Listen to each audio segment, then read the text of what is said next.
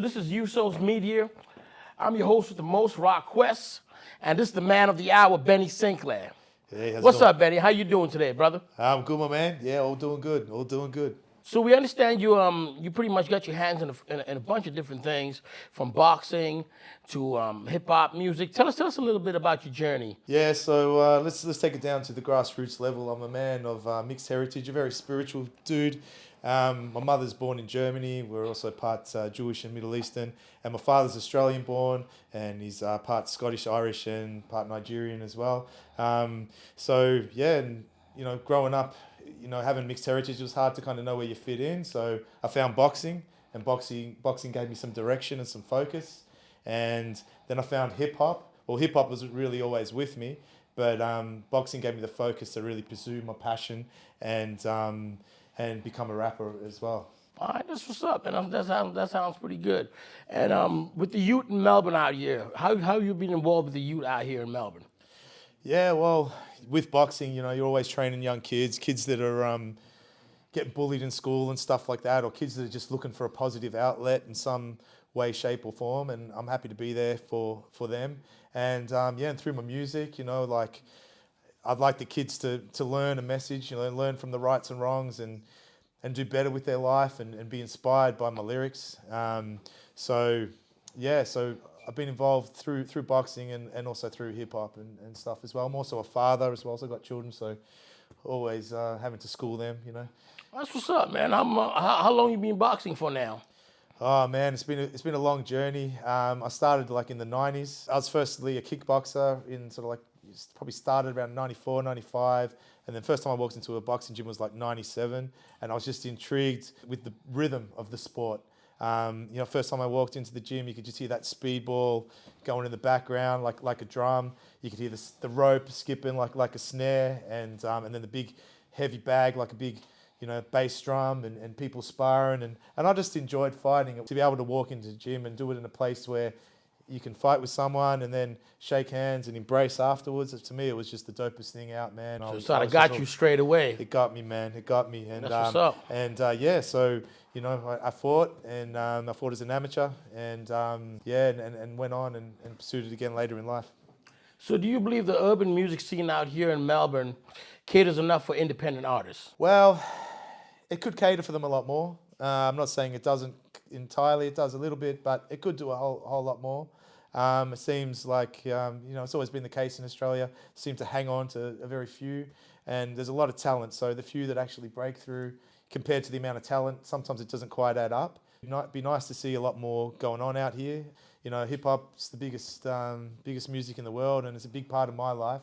I'm very passionate about it, and yeah, you know, it'd be nice to see a little bit more support at grassroots level, I suppose. Yeah, it would be. You know, definitely take Australian hip hop to another level out here. That's right, yeah. What was it like growing up out here, doing hip hop in Melbourne, Australia? You know, from when you were coming up, what do you find the difference from then to now? Yeah, well, when I first got into it, you know, I formed a small little group of some friends, and we'd catch up on weekends, and we just didn't really know how to do it, you know. I'd write lyrics and stuff. Yep. We ended up getting like an old kind of ghetto blaster type Casio, whatever it was, with a double cassette, and yeah, hit record and just start rapping, and over a beat of a song like NWA or Two Life Crew or whatever we listened to back then, or Public Enemy or Ghetto Boys and all that stuff, and just rap it all sort of like freestyle, and then hit stop, and if you made a mistake you had to record over it again. That's how I sort of started, then kept pursuing with lyrics, and then going to parties, and you'd write down your cipher during the week, and then, you know, bust a freestyle and people crowd around you, and you know, people thought it was cool, but sometimes it was sort of like a bit of a party trick, you know, like no one really took it too seriously. I don't really look African, but having that in my blood, it probably gave me a little bit more inspiration to pursue it a little bit further. Yep. But people would still say, dude, you're white, why are you rapping? And I'm like, you know, what does that matter? Because I have heard that you do have some black in you. Yeah, that's right. Where does that come about from? So my father's side, from my grandmother. In her generation, there was the White Australia policy. It was her grandmother who was, she might have been from the Caribbean or even African American. Her name was Mary Ann Washington, so it was a very American name, but Real also American name, yeah. also in the Caribbean. Then we have a photo of her, but my grandmother's father was, kind of almost sort of deeply ashamed because of the way things were back then, and when she would ask him questions, he'd beat her, so it's pretty hard topic to talk about. But because of that, we didn't know a lot about our black ancestry, and it kind of came out to me later in life through DNA research that I was part Nigerian. So yeah. That's what's up, man. Yeah. Part Nigerian. To all the Nigerian brothers, you know what I mean? Give it up. That's what's up. Yep, represent. Yes. We definitely got to do it that way. Okay, and any shout outs for any of the guys that you were coming up with that helped you out in your journey? If we can know some of their names, some of the people that really helped you out with this hip hop journey of yours out here in Melbourne.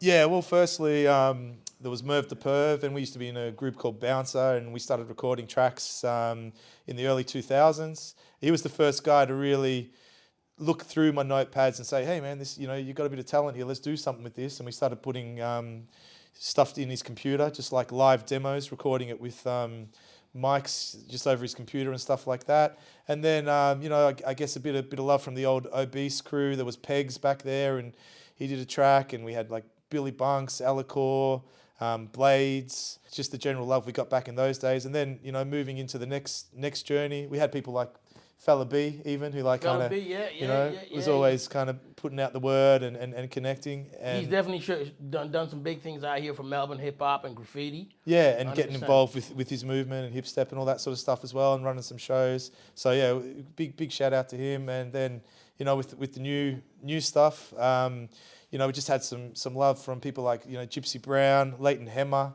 Lauren Gillard, Lucas Miller, Crown, Ephraim, DJ Relic, Jace Beatheads, Jay Cabrera. All those people kind of got together and were part of my solo endeavors as well. Oh, that's what's up. And my man Beans, of course. Beans, shout out to Beans. Yeah. How did Beans come about in it? Well, Beans. Because he did some production and stuff, didn't he? Me and Beans got a track called "Got Somebody." Yep. And we put that track together. So that's on my second album, "Don't Take It Personal." And we did some gigs together and stuff like that as well. That's what's up, man. And tell us about your 4-part mandrill. What's that all about? I was introduced to a shaman, and he was from El Salvador actually, and he welcomed me into his home. And we went on a spiritual journey, let's say. And during this journey, I envisioned myself as a mandrill.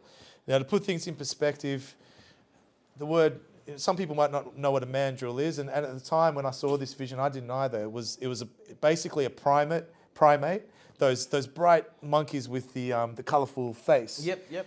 Like in Lion King, Rafiki, Yep. But for some reason in this vision, I was one of them. And in my vision, I was like, had to fight the other primates, the other monkeys in my tribe, and I was outed from the tribe. And when in reflection, I think that was really my journey with acceptance. Always didn't quite feel like I fitted in. I was from a broken home, mixed heritage, moved around a lot as a kid.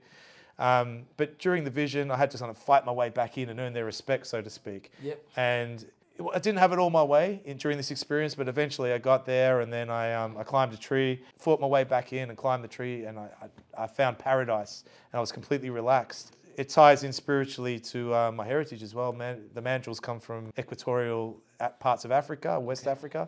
So it happened for a reason. Through the mandrill revelation, I started to learn about the 4 agreements, which was to be impeccable to your word, not to take things personally, not to make assumptions, and always do your best no matter what.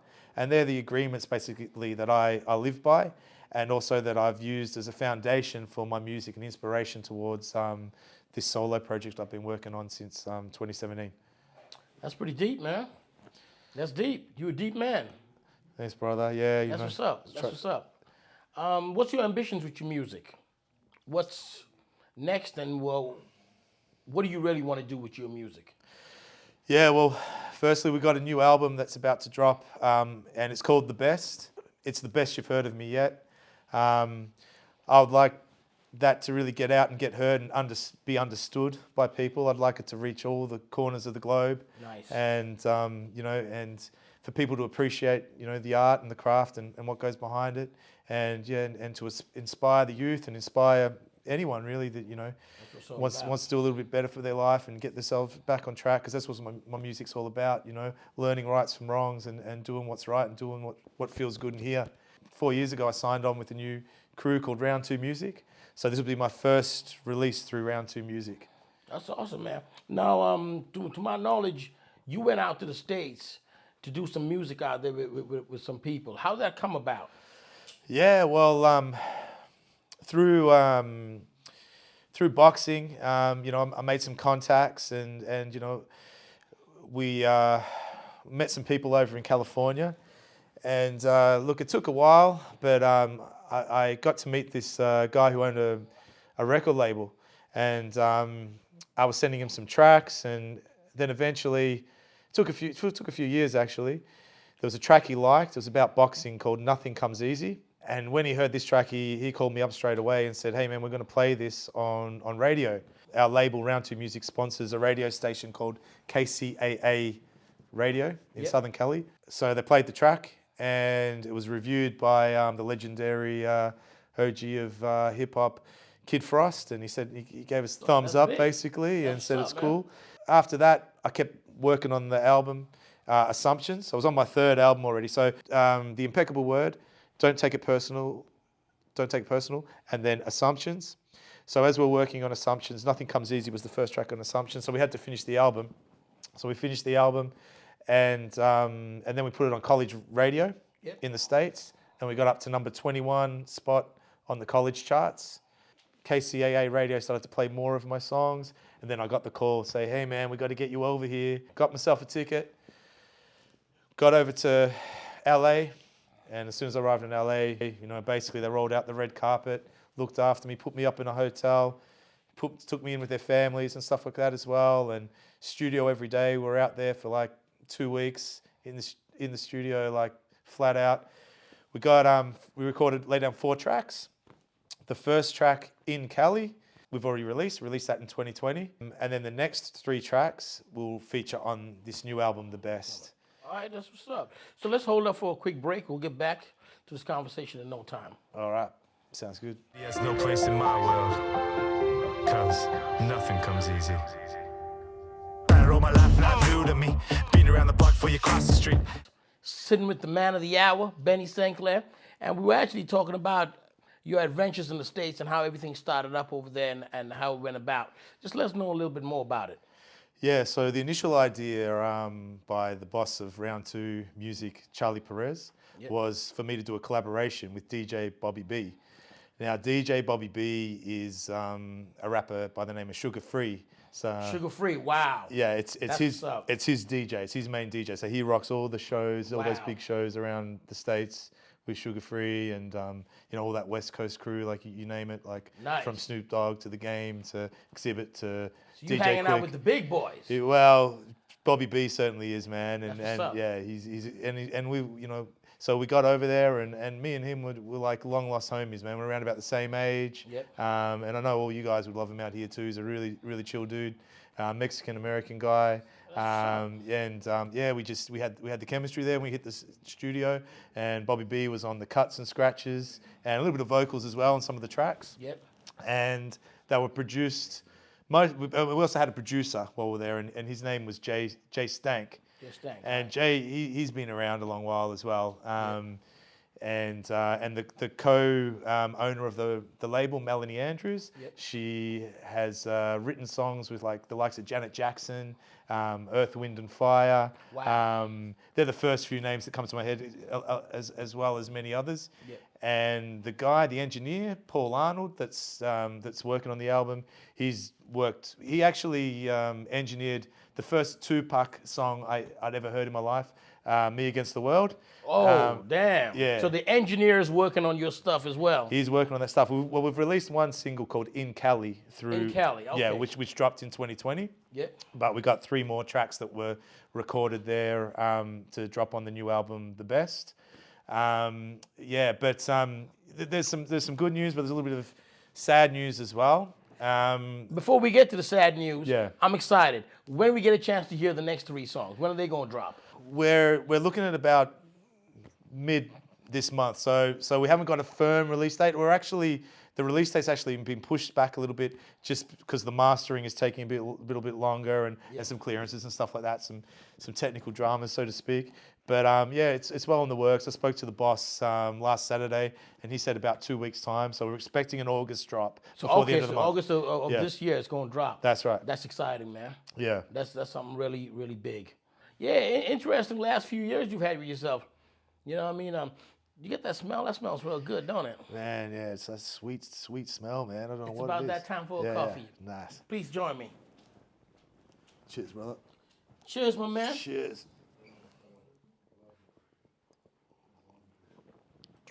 Oh, yeah. That's nice. Hit the spot. Definitely. So you've even had opportunities out here in Melbourne to work alongside with the youth, you know, with sports and as far as talent. How did that come about? Yeah, well, let's firstly, with the hip hop journey over the last few years, well, pre-lockdown, let's face it, everyone that lives here in Victoria, Australia has, you know, it's been hard to kind of get things going, you know, shows and gigs because of the restrictions we've had. But prior to that, say up, you know, between 2017 and 2019, we ran a few shows, and the last one in 2019 was a Diamond Rough event, Melbourne's finest hip hop artists. Yep. And we put up about 10 artists, and got them to showcase their talent. Yep. We had all from all kind of parts of Melbourne and of all different, you know, ethnicities and males and females, and yeah, it was a really good vibe. Got some mad love, you know, and it really represented, you know, that urban level grind, and we gave an opportunity for a lot of artists that normally wouldn't get put up on such a big bill as well. So what inspired you to do this for the youth out here in Melbourne? Hip hop's my passion, and I just want to see it grow, and I want to give other people some of the opportunities that I've had and some of the exposure that I've had in the past. So I want to extend that to Give back to the youth. Give back to the youth, and give them, you know, and let them see that, you know, hip hop is something that you know, that can change your life and can change your fans' lives as well as you continue with the journey. So when you mention the word sports, obviously with boxing, you know. Yeah, because you did have a real good career with your boxing. I was definitely want to get on that, and I have heard that you have been training some youth for boxing as well. Yeah, let's know about that. So with my boxing career, I was you know, late 90s. I fought in the amateurs and you know, won a state title a couple times. Then I retired, got into the security game. Then I made a comeback as a pro later on. How long was that break that you had before you came back? Wow, man, like I'm showing my age here, but it was 15 years, man, before you came back pro? I came back pro after 15. Wow, that's incredible. That's incredible. You know what I mean? Whatever you set your mind to is going to happen as long as you got your mind to it. Yeah. You had your mind on it, so yeah. For me, it was unfinished business. I didn't become an amateur boxer. I was in the Olympic kind of standard, but I didn't have aspirations to go to the Olympics. I wanted to turn pro, you know, like all my idols growing up. Like I loved Tyson, I loved Ali, and then I loved, you know, I loved like even your Oscar De La Hoyas and your Australian boxers like Jeff Fennick and Costa Tszyu. You know, that was some of my idols. And even, you know, even in the martial arts game, Bruce Lee, you know, which yeah, it just I love fighting and I loved all that. So yeah, I did it for the lights, you know, for the big show. So eventually we got there as a pro, but most of the time, you know, I've coached as well in between, and I still coach now, and I've got some, you know, some youths coming up that are showing some form and want to fight and sort of follow that same road that I went down. One other thing I did too, just getting back to the sport, football in Victoria, like it, love it, or whatever. It's a big part of our culture here in Melbourne. Yeah, it is. I was born here, and you know, it's been a big part of my culture too. Knowing that I had some what turned out to be Nigerian or African ancestry, and seeing like how how this affected my grandmother and stuff. And then when we had the new wave of African immigrants coming through, early 2000s, or around about 2010, actually, when we started the project, I started seeing some real sort of negativity emerge from the media. Yes, there was a lot of that kind of stuff going down. Yeah, and I just thought, well, I just didn't like it, because I always felt, and not only because of my African heritage, but also my mum's German, so she migrated out here and she got called names, and there was stuff involved. So it seems like, and the Asians got it, copped it as well, and we've seen it, throughout our history, that every new kind of group that comes here kind of gets bullied or gets labelled. Can't escape all that craziness. Yeah, gets labelled troublemakers and stuff like that. So I thought, no, I could see more. I could see the way the narrative was going. So I thought, I'm going to attempt to kind of change things a little bit. I was working as a security guard at the time. I was training people boxing on the side, and I was working with a Nigerian guy, ironically, and it was my idea, but he helped a lot, and we started to recruit young kids from we had all over, all parts of Africa, and it was all inclusive as well. From Mauritius to South Africa to Egypt to Nigeria to Eritrea, Ethiopia, Somalia, Sudan. Wow. You name it. Or even if you were sort of even like me, born somewhere else, but you could identify with your African heritage. Your roots. Your roots. If you knew your roots and you identified with it, you could be, you were part of that as well. And even if you weren't and you wanted to be part of it, you were more than welcome. We had heaps of just Aussie people. We had heaps of all kinds of people involved in the project. We had politicians and all that sort of stuff as well. And eventually we got onto some community leaders who were from the Ethiopian and Eritrean community. They really jumped on board, and we got some sponsorship from the North Melbourne Footy Club. Wow, sponsorship. That was my club growing up, and we used to train at their facility. We used to play other community groups, like played the Jewish community. We also played other sort of ethnic groups like the Greeks, Italians, Irish. And we were in that for a couple of years, and got sponsors, and I become an AFL multicultural ambassador for a year and stuff like that. Wow! So it's not just hip hop and boxing. Ambassador, you taking it to the next level. That's right. Yeah. Well, I think I'm also passionate about heritage and culture and spirituality and that connection, connecting with the right people. Extremely really big about the kids, the youth. And hip hop and stuff, and that's great, man. I get really good vibes off you, so I'm loving it. Who are some of the artists, independent artists in Australia and in Melbourne that you're listening to right now, and you'd like to give a shout out to? Firstly, I'd like to give a big shout out to Brad Strutt. We grew up together. He's been a homie for years, and he's really come out and reached out lately. Through him, I started listening to some of the other rappers in the local scene. Yep. And look, I respect all artists. I respect all hip hop because I know how much hard work's behind it. He kind of brought me to attention of another crew called Posse Shot, who he's working with, who seemed, I like the way they go about it. They've definitely got their own style and their own market, and they're on point with what they're doing. I also respect, some of the drill scene that's going on. Some of the more Islander type hip hop. Give us some names. The HP boys, you got to represent the locals, They're representing Melbourne. That's right. And, it's just good to see people represented. They're the sort of names that come to mind. But I listen to a variety of hip hop. It's hard not to, shout out to the ones that have really shown me some love as well. And I must say, Brad's really, he's shown his true friendship, as well as a lot of others. My first project, Leighton Hemmer, he was a big inspiration, always behind my music, really encouraging, and even got me to kind of sing a little bit as well, because he was more of a boy band type singer. Yeah, and my old homie Merv the Perv, he was one of the first guy to kind of pull me aside and say, hey, let's get this going, and really encourage me to kind of start laying things down.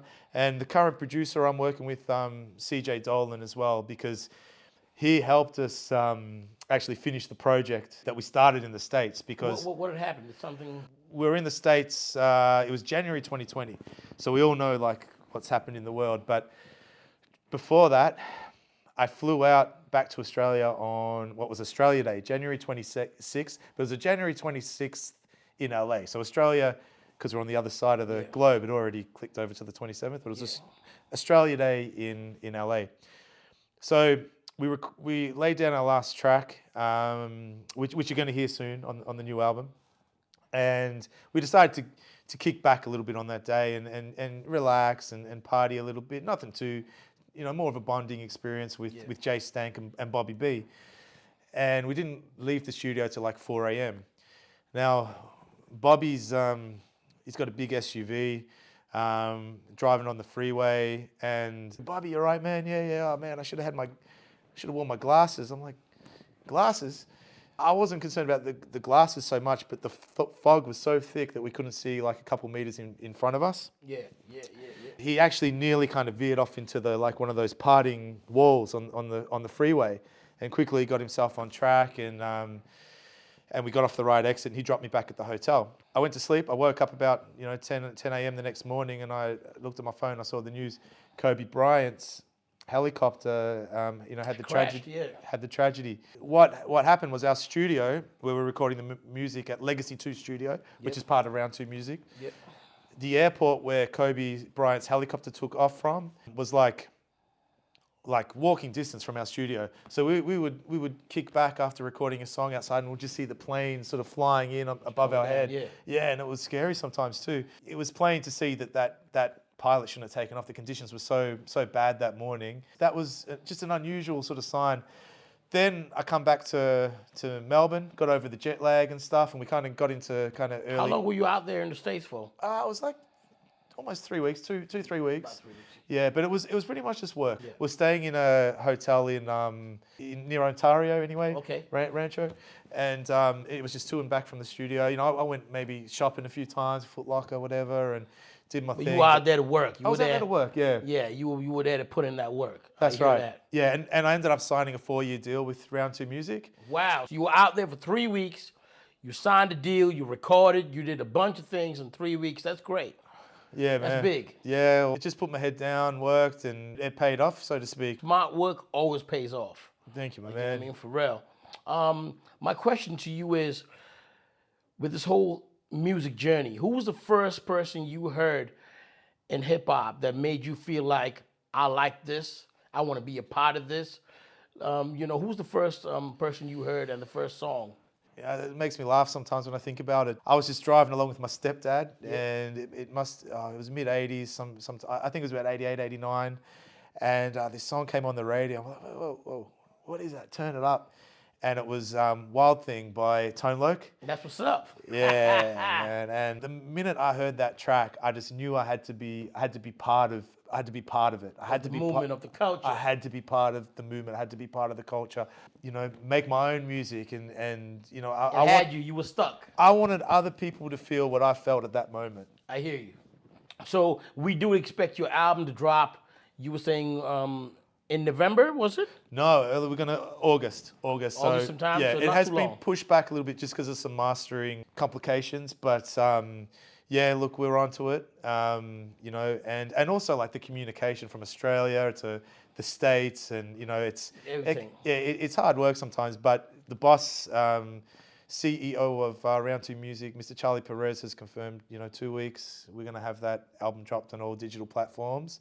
So look out for the best, Benny Sinclair. It's the best you heard of me yet. That's for sure, 100%. Tell us and the viewers, where can we find you? On what platforms can we find you? So on Instagram at Benny Sinclair, or www.bennysinclair.com, Spotify, YouTube, Apple Music. Just search Benny Sinclair and you'll find me. My website links them all up too. That's what's up, man. We really appreciate having you here, man. We can't wait to hear more music from you and a lot more of your adventures coming out of you, man. We're gonna be right there beside you, watching all your movements and what's going on. God bless you. Hopefully everything turns out the way you want it to, man. Stay blessed, and it's going to happen. This is USourceMedia out here. I'm your host with the most, Rock West, bringing you the best. And today's interview with Benny Sinclair was excellent to me. How about you, Benny? Anything last words you'd like to say? I'd just like to firstly say my thanks to the host with the mostest, Mr. Rock West here. Thank you, sir. Pleasure sitting on these armchairs with you, and a big shout out to USourceMedia. Big things going to happen, and yeah, I love the vibe that you guys bring to the table. So yeah, That's what's up. That's what's up. Big up. USourceMedia brings you all hip hop from around Australia, all the hottest news, you know, and me, Rock West from Get 'em Entertainment. I keep bringing that fire every time we interview. Dope, man. Yeah. My man, good looking out, brother. Whoa, this is how we do it. Here tonight. And I say, whoa, we're live on the streets. Whoa, as we bounce to the beats. Benny Sinclair rocking clubs tonight. Rocking clubs tonight.